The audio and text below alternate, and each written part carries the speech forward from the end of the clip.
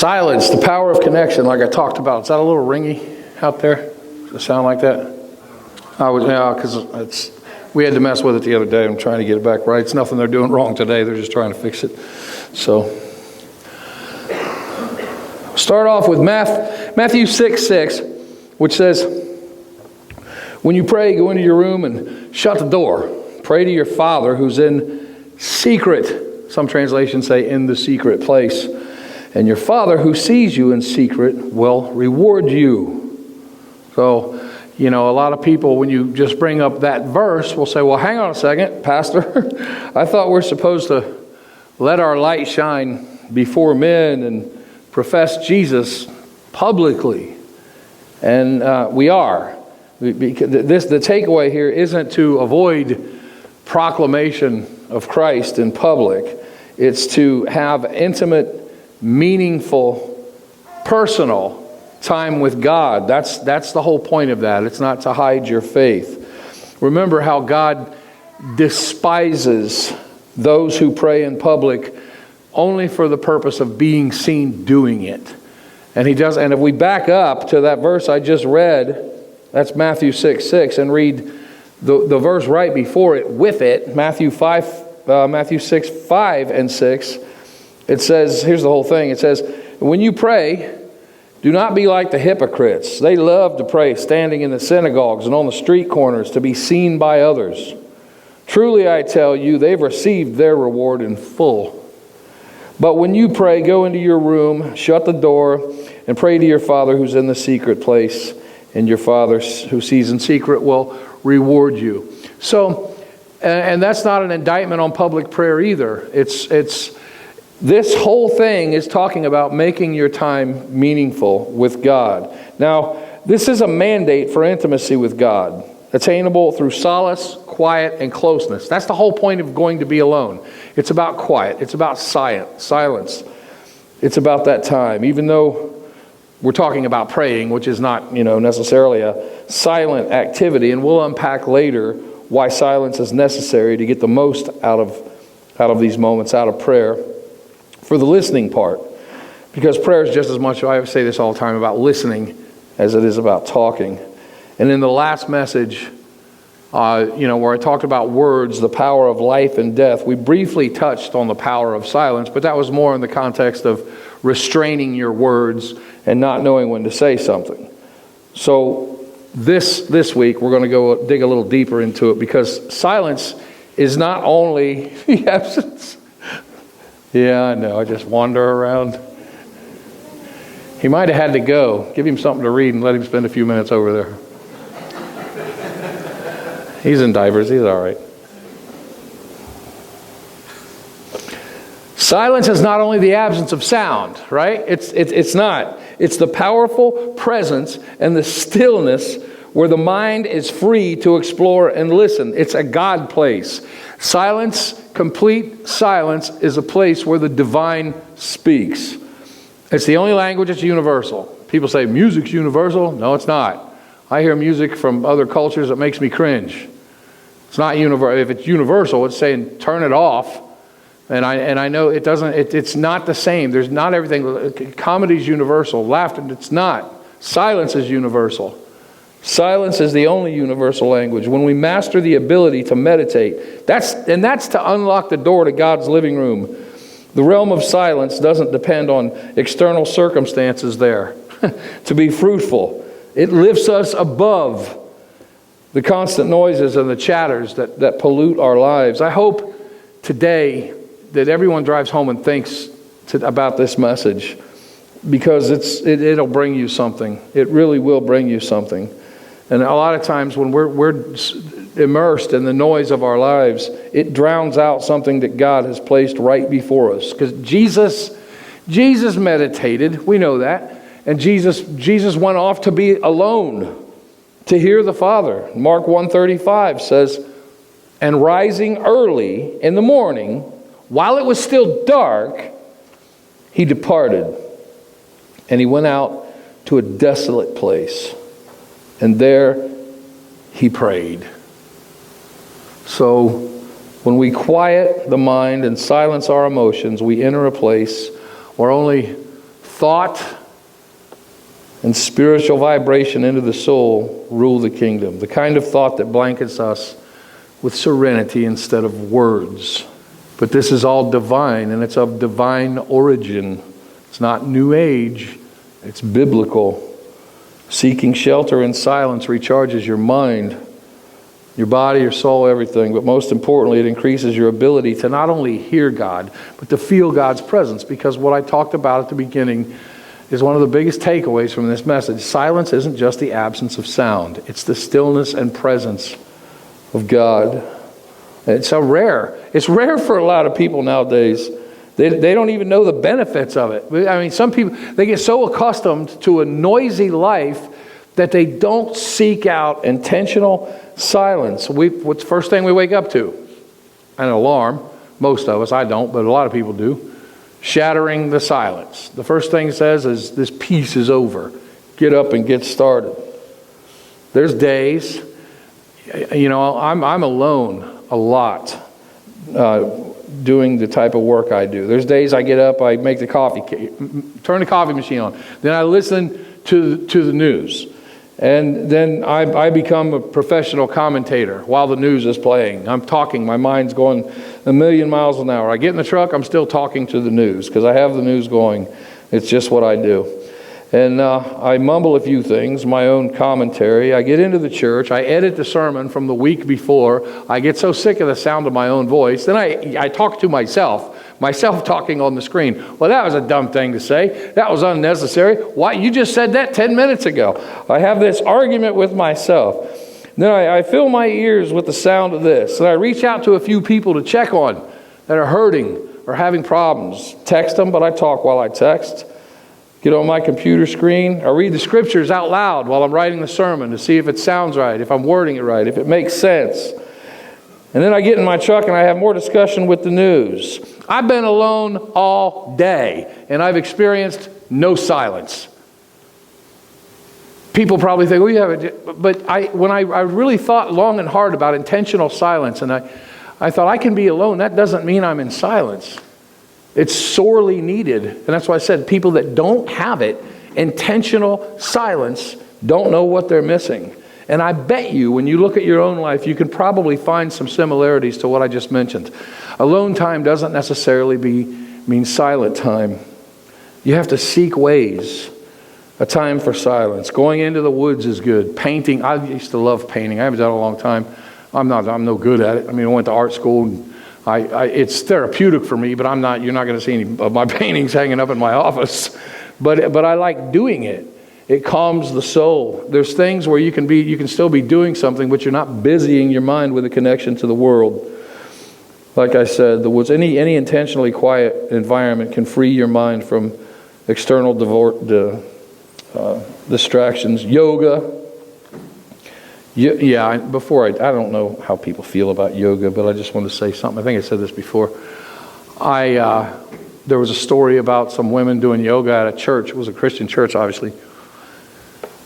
And these are like moms and housewives and hardworking women, and they did this yoga because they wanted to get in shape and have silence and do something to rejuvenate and get in shape.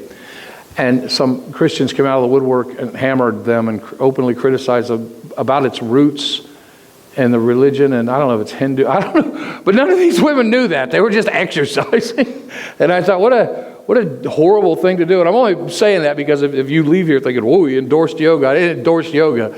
But lighting candles and exercising in a social group at church, I would endorse that. But that's a form of silence, solace, peace. And I remember there was a time when, again, silence not being the absence of sound. I used to play a CD of a thunderstorm before the internet. That's how I went to sleep. I had a CD and it was just a thunderstorm. It was silence. Absolute silence, if you want that, is good for you too. I started to see the connections of silence and how we think we're in situations like that when we're not. I started to think about the point, the reasoning, breaking it down, seeking it out. I started to really dissect all of this in my head, and I thought about what I've done most of my life, which is music. A musician. I record music where? In a dead room. That's what you want, a dead room. That's why you see foam and acoustic panels and things like that. The whole point of this is to kill every sound except the one I'm seeking. To dull every sound except the one I'm after, the one I want. I want to record a guitar track, I have a dead room. So I go in there, no sound will bounce. I have a mic right in front of the guitar. That's all I want to hear. Nothing else. I don't want to hear doors creaking or wind outside or somebody breathing. So I go into a room that is controlled to be dead silent so I can only hear what I'm going after. You see the connection? We talk about silence, talk about seeking God. What are you seeking after? That'll tell you what you need to turn off. It deadens all the other sound except the one I'm after. Silence doesn't isolate us either. There's nothing wrong with being quiet. I have, sometimes people say, "Are you okay? You're being awful quiet." I'm fine. That doesn't mean there's something wrong with me, because they're used to me all the time, because that's what I do. Then people think I'm depressed if I'm quiet. Who's giggling? Is that you? Okay. That's one. All right. I'm just kidding. No, but it doesn't isolate. It awakens us. It awakens our sense of connection. Is there any scripture in this sermon? It's coming. Hang on. It's the first three up there. We're going to really unpack the last. What are you doing? Go back. Yeah. So I can only see the top of your head. It's like watching Sesame Street. Okay. If you want to hear God think, you got to find a way to turn up the silence.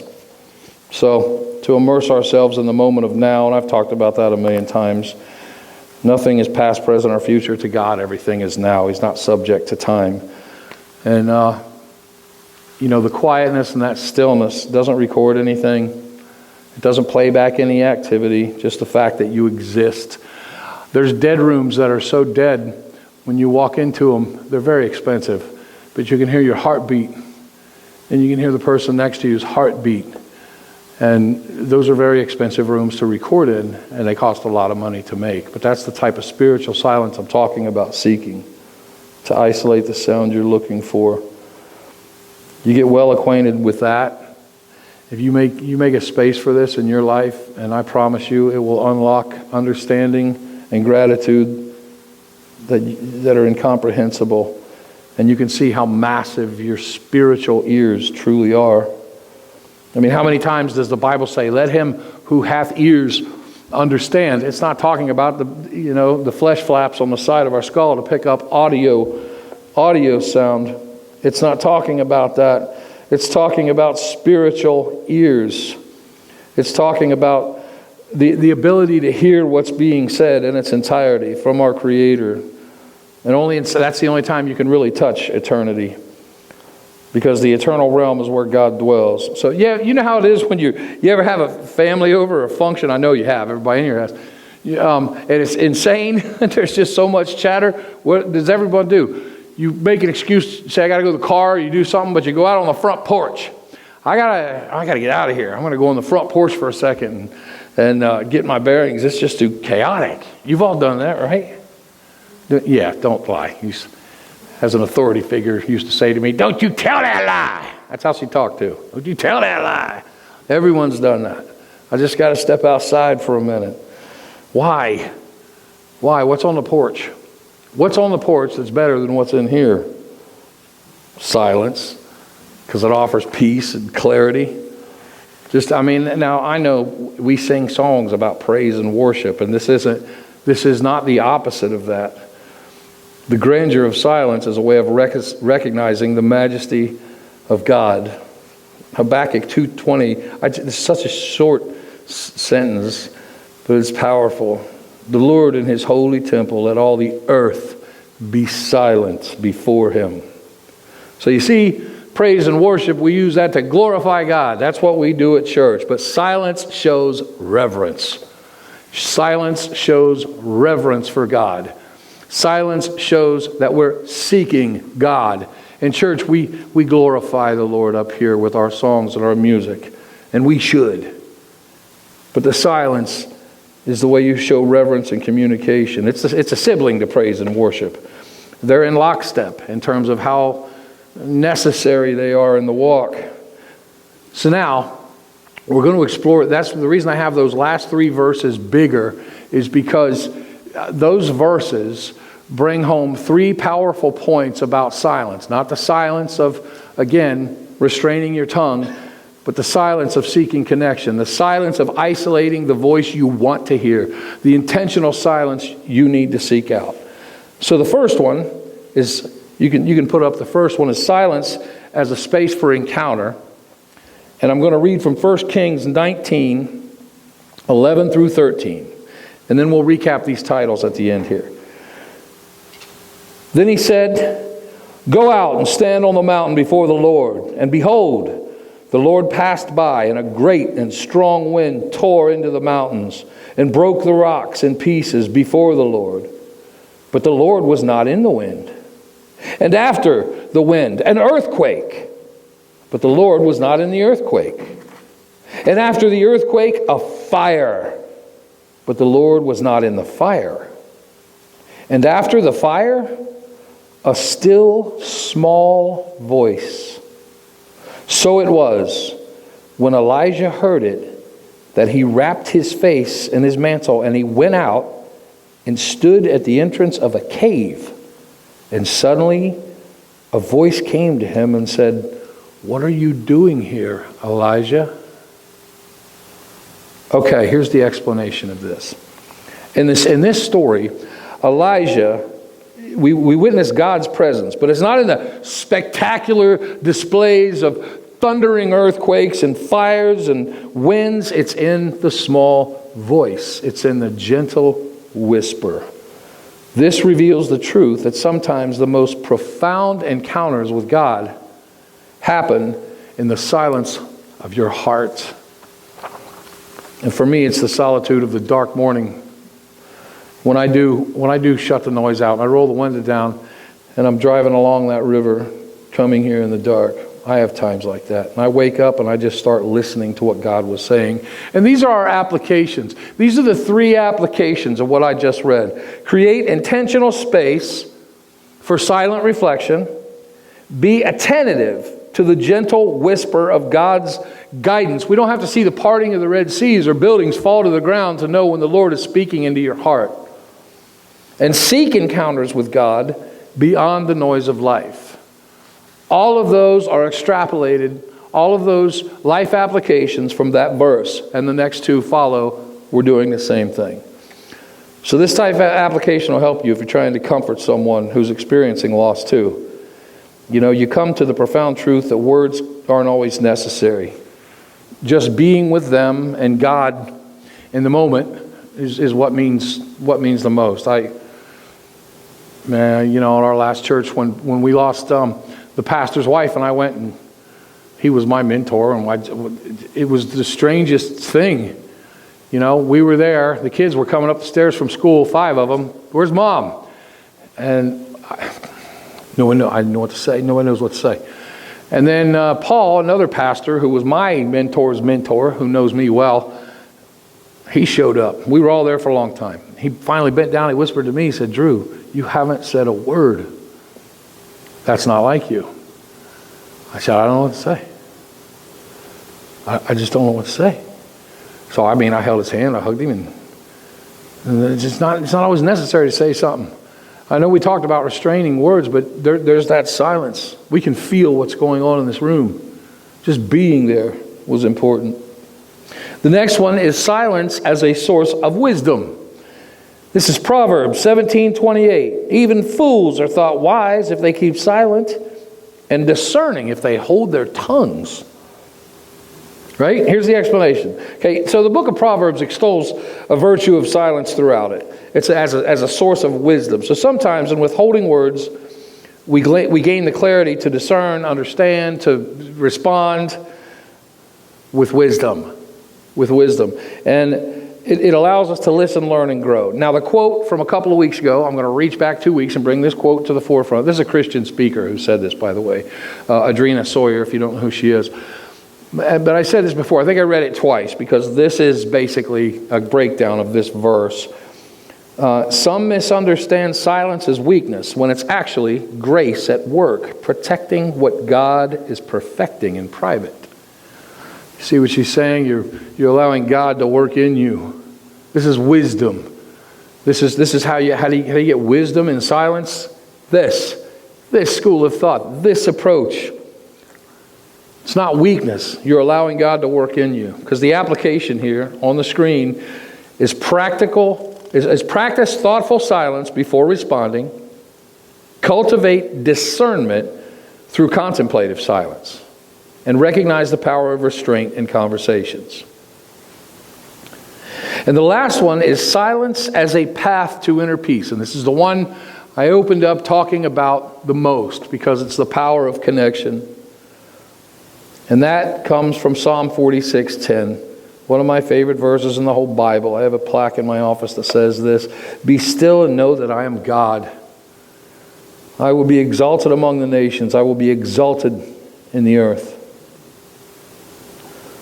So the breakdown, the explanation, the psalmist here invites us to be still, to enter into the silence, and in that stillness, recognize the presence of God. Because that's where God is. God doesn't need words. Remember, God spoke everything into existence. Silence becomes a pathway to inner peace. It's tranquil. It's a space where we acknowledge the sovereignty and the intimacy of the Creator. Shutting down the noise of the world is turning on a conversation with God. And so the application: cultivate moments of stillness in prayer and meditation. Allow silence to be an ointment for the busyness of the mind, and experience the peace that comes from knowing God's presence. So there we have those 3 verses, followed by 3 application points on each. I'll put the titles back up. You can put the titles up now if you want. So we leave this with silence as a space for encounter, a source of wisdom, and a path to inner peace. So in the whole sacred tapestry of what we know as life, silence is a thread of immense power. It's immense power. It's not the absence of sound. There doesn't always have to be chatter. A place where God's voice is heard, wisdom is gained, inner peace is discovered. And what we should do as individuals is seek it, create intentional silence, embrace it as a gift, recognizing it as not an absence, but a presence. Not an absence, but a presence of the divine. Jesus did it, and we follow the leader. We follow the Creator. So I hope the power of silence can be something you can intentionally seek out. It'll transform. I'm telling you, it'll have a profound effect on you. Your life, Listen, okay, remember, I talked a long time ago. I think it was a message about prayer. It was a sermon I did about prayer. And I talked about how the busyness of the house when it's full. I don't know if anybody remembers this or not, but the kids are running around with TV, the microwave, somebody stepped on the cat's tail, the school bus is outside, the radio's on, all this stuff. But when everyone's gone, and it's just you, and it's completely silent, the house will talk to you. You can hear then which pipes bang, which shutter is loose. You can hear which wall creaks when it's windy. You can hear which twig in the garden slaps against the siding. You can hear what whistles through the downspout or the gutter, which one's making that noise that you can never tell. You'll hear things you never thought you could hear, and that whole house will just scream at you. I'm alive. Here's what's going on with me. When you seek out God, create a dead room, spiritually speaking, that same thing happens. But it's a connection. It's a connective piece. It's a meditation, which is what Christ did. And I would challenge everyone here, of all the sermons we talk about, to try to find some time this week to find a dead room. Be somewhere. And when you're praying, it's not only praying, thinking. God speaks to you all the time. Praying, if you're in meditation on God and life and contemplative things, that's a conversation with God. Of course, we do everything in Jesus' name, and we seek Jesus at the beginning. Seek out some quiet time that's not just the absence of sound this week. You have to disconnect with them if you're going to reconnect with Him. And unfortunately, a lot of us don't do it that often. In fact, the prayers in church even go fast. Steve sounds like an auctioneer when he prays. After the message, your name, amen. All right, love you, Jesus. Number one, go. Sorry, Steve, it's not making funny. I know it's genuine. I know you love the Lord. I do it too sometimes. My prayers go fast, and I'm like, it's not a matter of just business. We're here to acknowledge the Lord. Steve's not being disingenuous when he prays. Neither am I. We mean what we're saying. But when you're sitting still and seeking out the voice and the sound and the presence, I'm going to emphasize presence more than words of what you're looking for. You'll find it. You'll find it big time. All right.